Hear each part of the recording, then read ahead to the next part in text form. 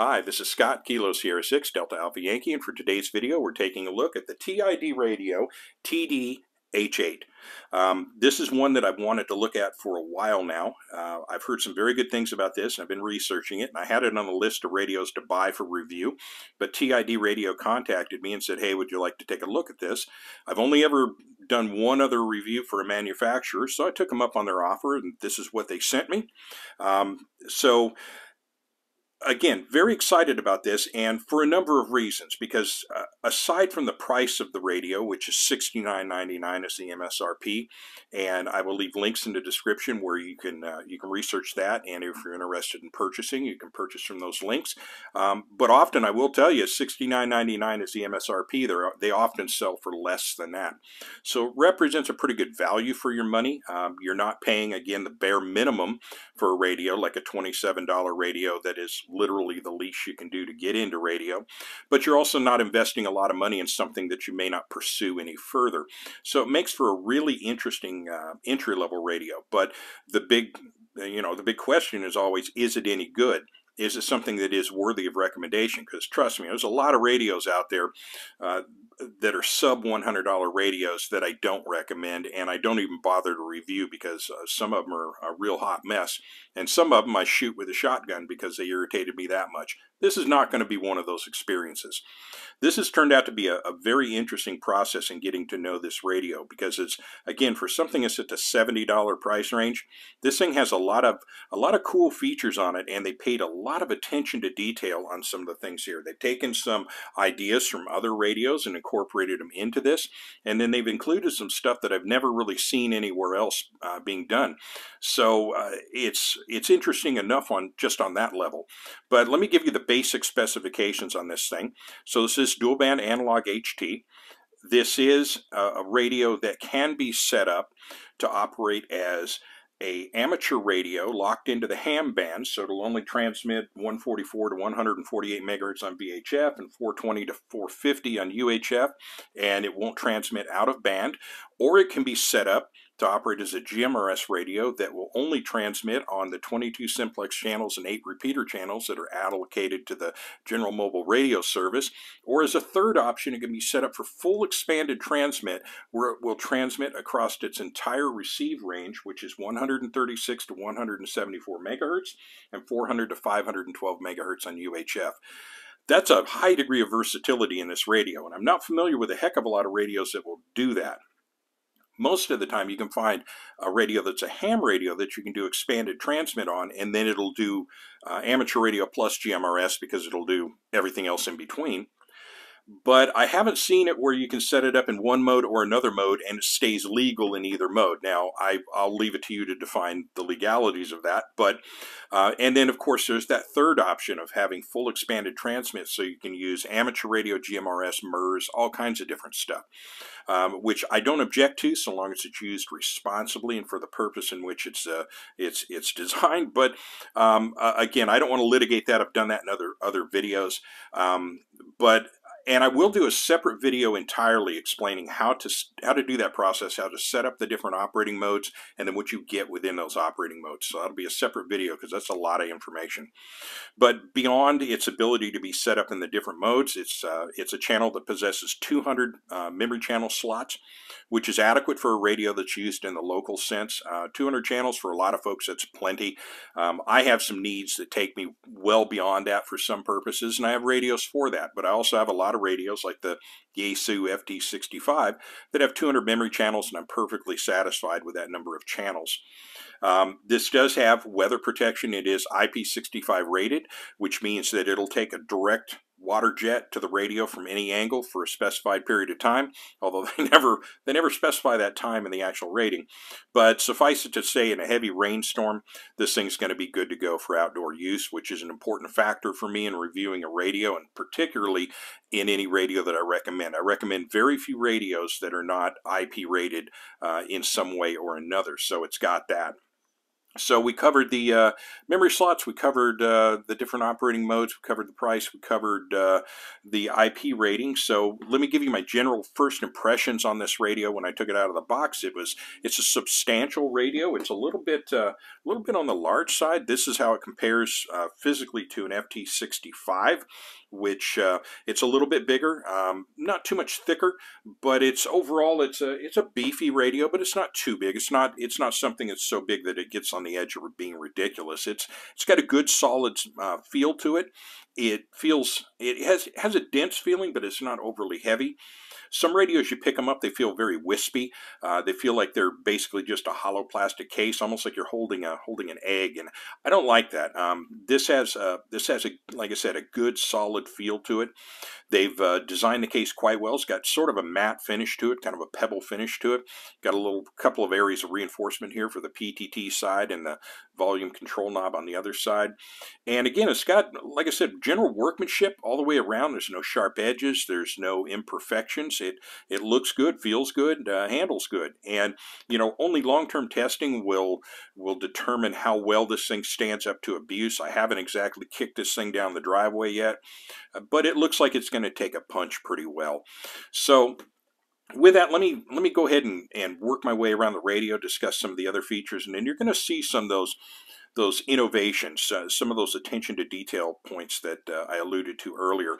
But at the top here, and this is where we always start at the on-off volume control knob. Typical stuff there. Turn it, turns on, adjusts the volume in the conventional sense.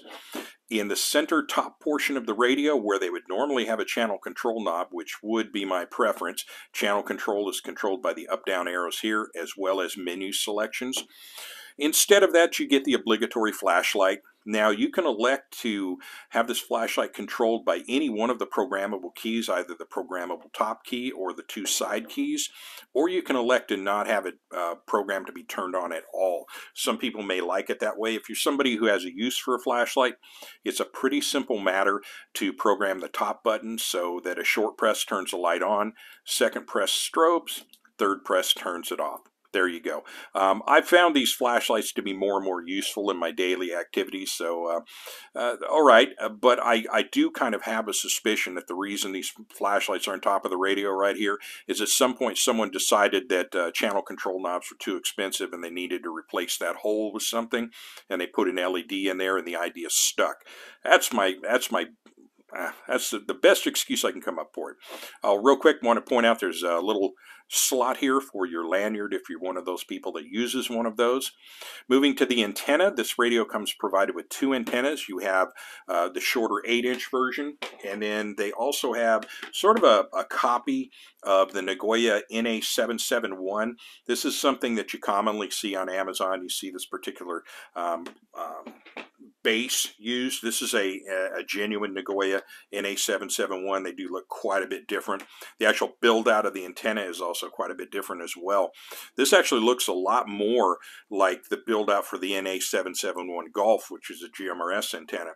I don't know if that's what they did here or not. I don't see a Golf designator on this. So, and it does actually say on the antenna 144 to 450, or actually 430 megahertz. So no, that's 450. So I guess this is supposed to be a dual band ham radio band. So we'll see. In terms of antenna performance, I'll talk about that a little bit later when I talk about the actual performance of the radio, but it does come with the two antennas. It does feature a typical SMA connection. I won't say SMA male or female because every SMA connection comes with a male and a female part. What's important is where is the male part, and in this case the male portion of the SMA is on the radio itself. My preference is towards one that has the SMA male portion on the antenna, so that if you bend or damage that pin, it's an easy field replacement by just putting another antenna on. But if you bend this or break this pin, it needs to go somewhere for repair. That's something that can't be done in the field. So you want to be really careful when you're putting these antennas on. Make sure if anything binds while you're putting it on, you don't continue turning so you don't do damage. But that's it for the antennas. Moving to the side of the radio, we have our PTT, which is, it's not a hinged PTT where there's no hinge point at the top or bottom that creates a dead spot. This thing works no matter where you press it, adequately enough. There's enough spring to it. Got a little built-up area on the side, so it's not too touchy. I find some radios, if you barely brush against the PTT, it will transmit. This has a little bit of a bias on it, so you gotta give it some push before you're going to get anything happening on there. That's a good thing. Below the PTT, of course, we have our two programmable side keys. Now, when it comes to the programmable features that you can apply to either the top or the side keys, in terms of options, each one is set up so it'll do a long and a short press. So with 3 available spots to do that, that gives us 6 options that we could program into these keys. Unfortunately, TIDRadio has only provided us with 5 total options that we can apply to these keys. And only 2 of those are marginally useful, and it's missing some that I wish were in there, and I hope in future firmware updates they can address this. At the very least, I would love to see the ability to start scan, to be able to apply that to one of the side keys, because there is a problem with the actual scan button that I'll talk about in a moment. But what I currently have set up on this is I have nothing for the short press and for the long press. A long press gives me my weather channels, which are pre-programmed into the radio, and a long press gets me out of that. Try that again. And the lower key, long press, is Monty. That takes us right away to our volume, by the way. Speaker volume on this is pretty darn good. It's nice and loud, got some authority to it. Like all HT speakers, it's definitely a mono speaker designed for speech. It's not good for music at all. But in terms of being able to detect speech on this, pretty good. So no complaints there at all. Got these neat little holes here. This styling cue is definitely straight from Anytone right there. These look a lot like the grates on the Anytone TD-H8. Now, moving to the front of the radio, we get into some of the cooler features of this radio. And the first thing is going to be the display. Now, the dark display along with USB-C charging seems to be the thing that everybody's into right at the moment. And this, of course, provides you with both. I'll get to the charging later. But the dark display, one of the complaints that I hear almost universally is dark displays are difficult to see in direct sunlight. And I will tell you, so are all of the other displays. Amber is the best. Dark is the worst. White is almost as bad as the dark. The light display with the dark gray text, that's hard as hell to see. There are some that cut through pretty well. This, like anything else, look, in heavy direct sunlight, cup your hand over it and you're done. It's not that big an issue. And even with the amber display that shows up better, if you're wearing sunglasses, you still got to take your sunglasses off. So displays are all problematic in direct sunlight. But for everything else you're doing inside at night, this is an excellent display. It doesn't, you're not getting, constant bright light sprayed in your face. You can set it up for different times so that when the display is activated, it'll shut off and save the battery. Or you can set up for continuous display, which it's currently set up here. Now, I'll show you a couple of cool things here. Relative to the display, you'll note that it's a different layout than you've seen pretty much anywhere else. Now, if you have seen a Yaesu VX7, this will look passingly familiar, because what the VX7 does, although it doesn't do the dual display, so you don't have an A and a B line, it does give you in small font at the bottom the name of the channel, and in larger font you have the actual frequency. And I like this feature a lot. This is pretty clever. This is one of those things that popped up that I didn't have to question why did they do that, because intuitively right away I saw it as a good idea, and I hope other people follow this. Because there's a phenomenon that's cropped up. It's sort of similar to what we have with our smartphones, in that we're so conditioned to having a person's contact information programmed in and then associating that info with just a name. For instance, my wife, who I've been married to for 35 years, I don't know her phone number. If I had to dial her phone number manually, I would be completely lost at this point, because I'm so conditioned to just go into the iPhone, hitting her name, and we're done. We've done the same thing with radios, because we have the ability to set up memory channels, and we have the ability to name those memory channels. We do things like I've done here. And let me fix something here.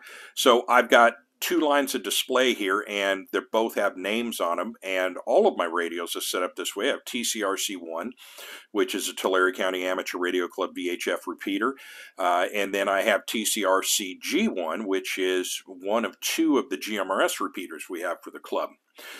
But now, fortunately, I program enough radios that I have most of these frequencies memorized. Given enough time, if I stopped programming radios, or if I was a person who only programmed a few radios, I might be hard pressed to remember what the actual frequency of the repeater is. And there are some times when you might have to convey information of, hey, switch this repeater. The person doesn't have it. They say, oh, okay, what's the receive frequency and what's the offset? And then they can program that in. Well, getting to that information is difficult on some radios. Some radios, it's almost impossible to actually find what the frequency is once it's been programmed in and named. So here, what we have is TCRC1. We have our data showing on the top line here. So, and again, A and B zone here. The green arrow is going to let you know which is the current operational band that you're on. What's showing here is 146.880. That is the receive frequency for this repeater. Now, what's also helpful is if I were to transmit Kilo Sierra 6 Delta Alpha Yankee testing, 146.280 popped up. Well, that shows while you're pressing the PTT, it's showing the actual transmitting frequency. So right there, it shows me what my receive frequency is, what my transmit frequency is. The only thing missing is CTCSS, but if I wanted to find that, I could just go to the menu and very easily jump up to, oh, come on, whoop, there we go, 103.5. And also I have receive and transmit CTCSS at 103.5 because it's a tone squelch setup on this one. So all of my data is right there if I needed to pass it on to another person. So I like that. And also, as you begin to deal with this display, you'll start knowing this information. You're not deliberately memorizing it, but because you're seeing it all the time when you're looking at the radio, you know that TCRC1, you know what the transmit frequency is, but another thing you know is the channel slot. Now, this is something that I use a lot more than I used to use. For instance, TCRC G1, that's a repeater I use very, very often, and I have the exact same channels programming scheme for pretty much all my radios when it comes to the GMRS band. So if I punch in 063, I know that takes me every single time to there. But because I've been messing with that other repeater enough, just over the past few days, I know that 106 takes me right back to that repeater we were just talking about. So having that data present at all times is pretty cool. Now, I do realize other radios do put the channel up there, but just the way this is organized, it collects, for me at least, it transmits pretty well into memory. So other features that are on here, of course, we have our output power, which in this case is set for high, and whether or not it's wideband or narrowband. We have a battery status indicator, pretty normal stuff. We have our little transmit power band at the top. Now you got 0 to 10.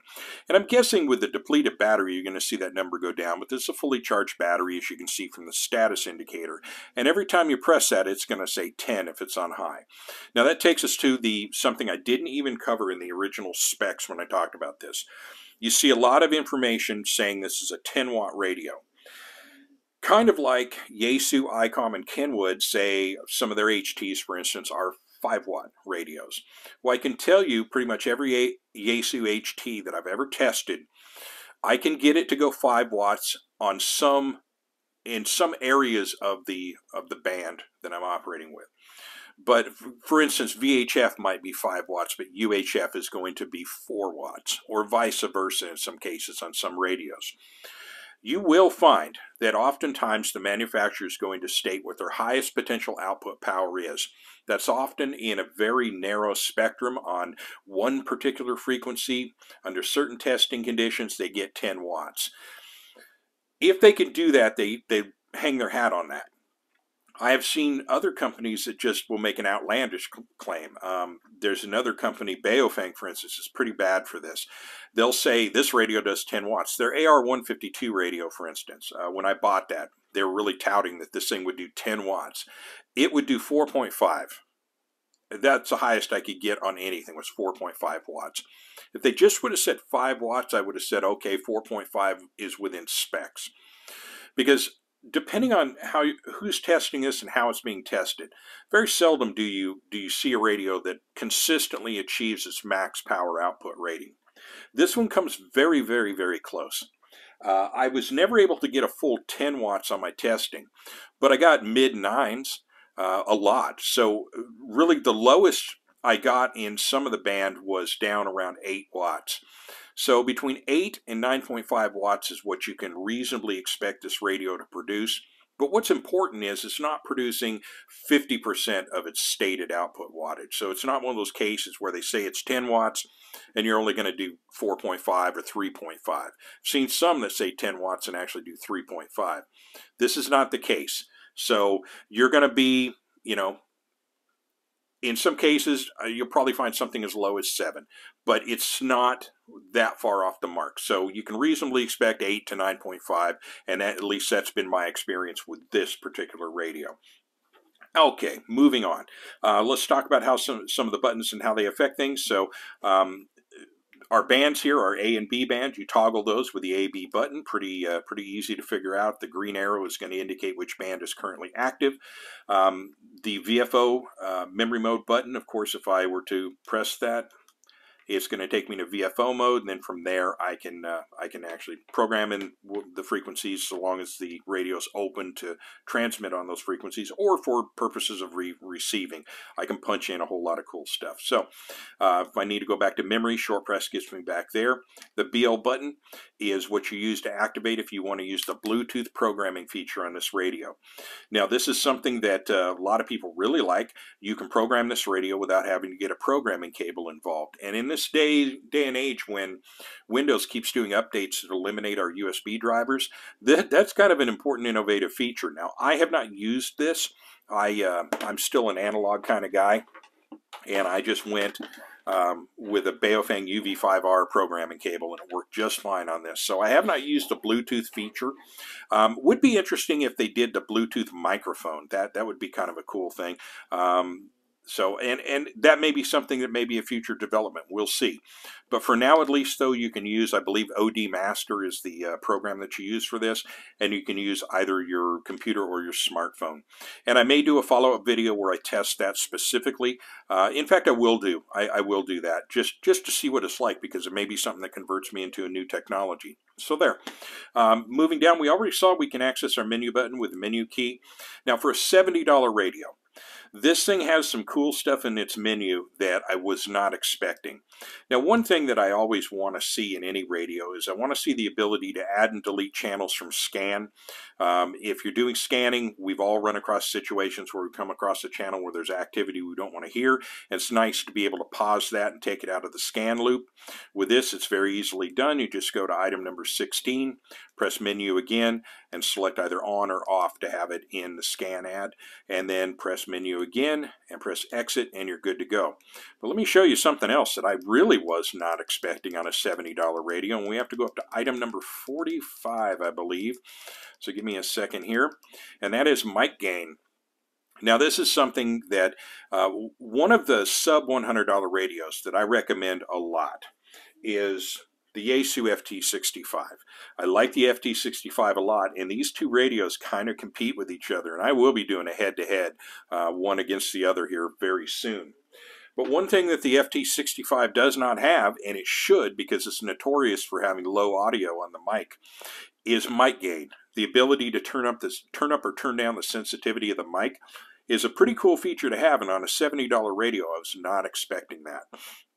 So that's pretty cool. Now let's talk about something that's not cool.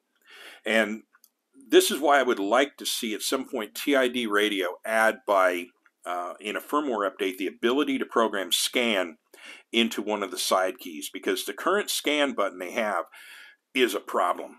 It's not a huge problem, but it's an annoying problem. So let me first set something up here. Okay, let me turn down there. So, because I'm going to do something, I don't want to put it on a repeater. So normally, to start scan, what you have to do is you have to long press the scan button, which is the asterisk key. You need to do so for 2 seconds. You're going to want to get in the habit of going 1001, 1002, then releasing. And then it'll start its scan. You can end that just by pressing exit. But here's what happens if you don't press it for the full 2 seconds. Takes you to the DTMF screen. Okay, fine. I don't want to do DTMF. I want to do scan. So let me exit out of that. Nope, that didn't work. Let me long press exit. That didn't work again. Okay, I'm a little stuck. So let me short press the asterisk key here and see if I can get that to go away. Just adds another character. The only way to get out of this is to either turn the radio off completely or press the PTT. And if you press the PTT, this happens. Sends out DTMF. So, I never, ever use DTMF for anything. That's a bit of a pain in the behind. So please, TIDRadio, if you're watching this, and I know you will, give us a firmware update that allows us to put scan as a programmable side key function, or do something with that so that that's not a problem. Maybe it would be just as easy in a firmware update to set it up so that the exit key gets you out of DTMF and you don't have that happen. But everything's going to have a flaw. That's the only one that I found that really kind of annoyed me. Something else to keep in mind, your mic port is right here above the exit button. So you want to make sure when you're holding the radio that you're not letting your finger wrap around and cover that hole. Always good to orient yourself with exactly where the microphone hole is. So that's pretty much it for the front of the radio. Let's move to the side. And for the side here, we have our speaker mic port. And of course, as I alluded to earlier, I was able to use a UV5R programming cable. So that means this has a K1 type plug, and it does. Something to note about the plug though. And this will take any of the typical K1 type speaker mics, plug right in, no problem whatsoever.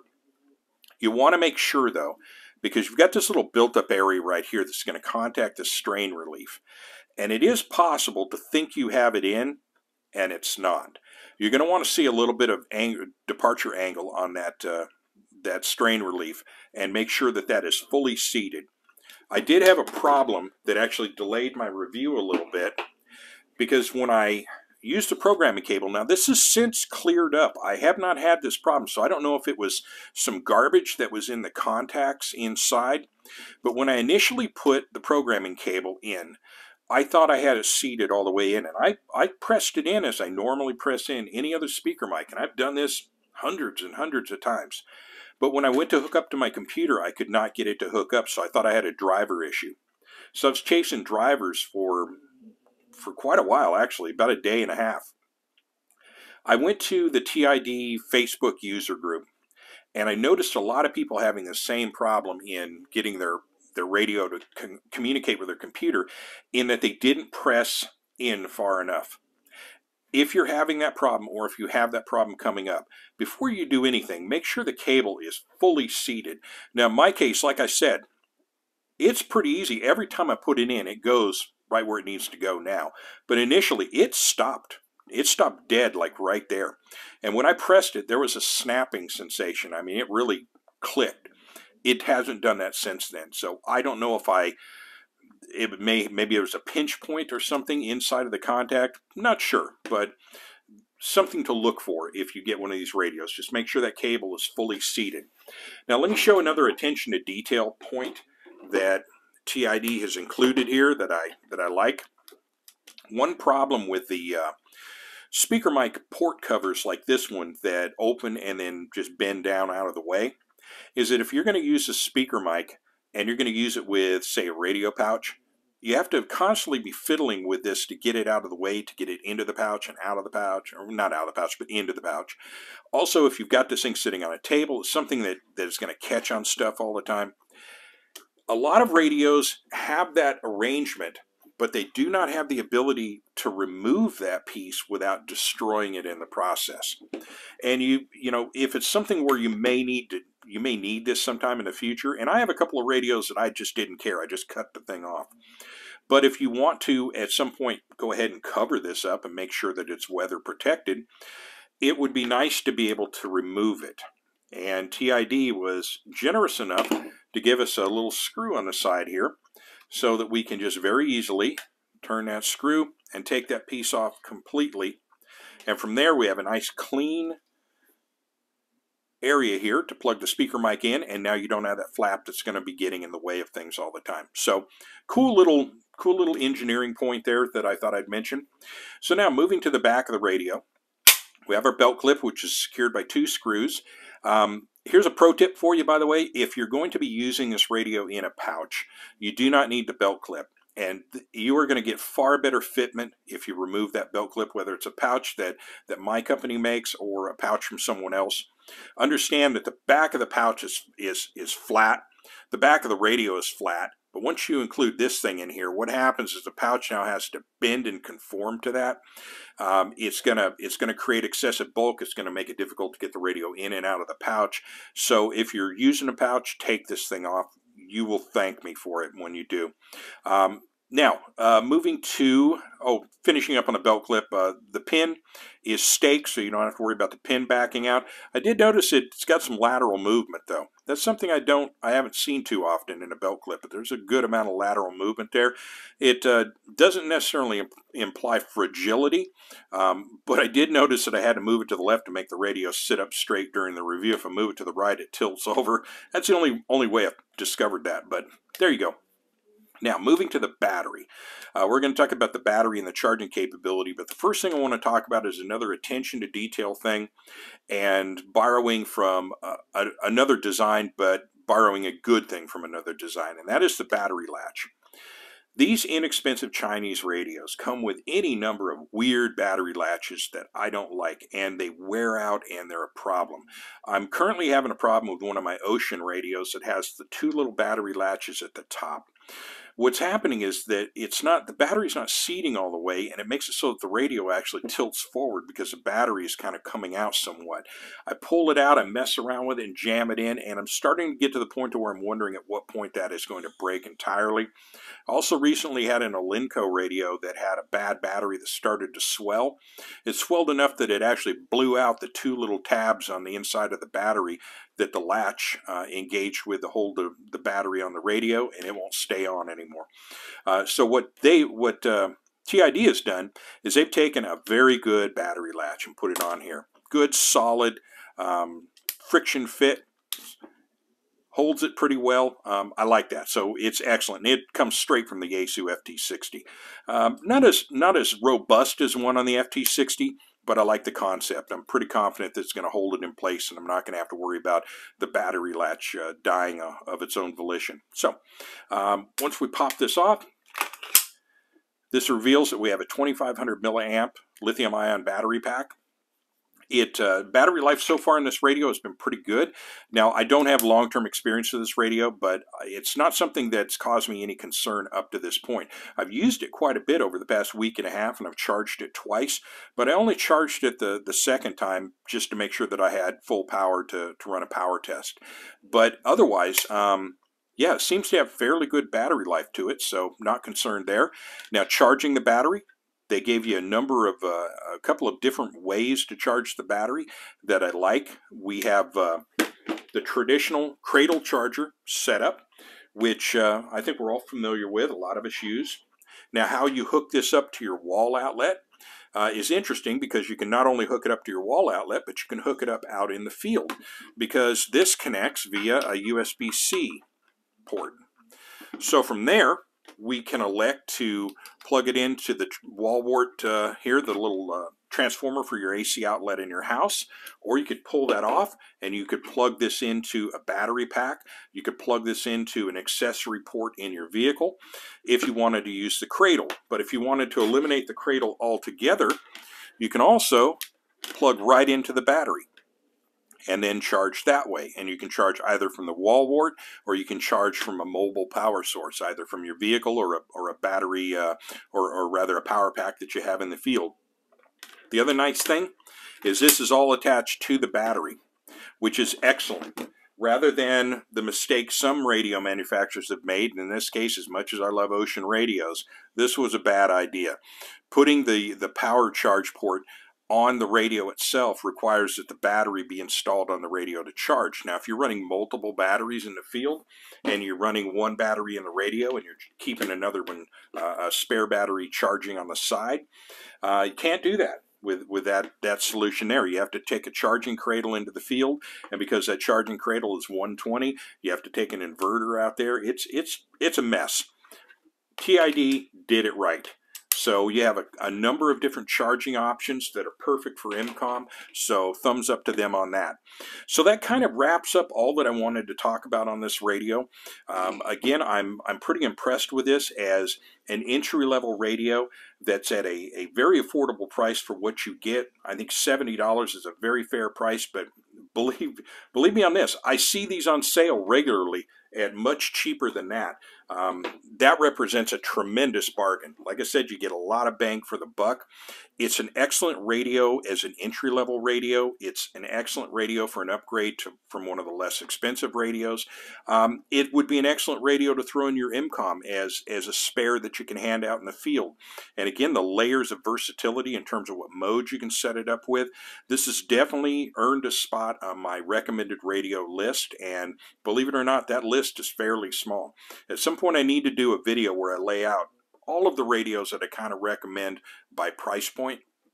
But again, sub $100, this is definitely good stuff here. And it's even competitive with radios that are getting into $100 and slightly above too, such as with the Yaesu FT65. So TIDRadio did a good job on this. I'm very happy with it.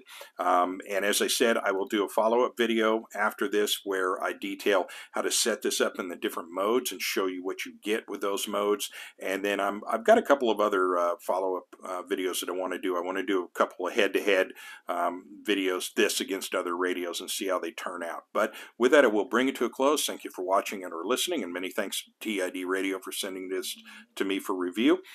This is Scott, Kilo Sierra 6, Delta Alpha Yankee from Visalia, California. Have a wonderful day.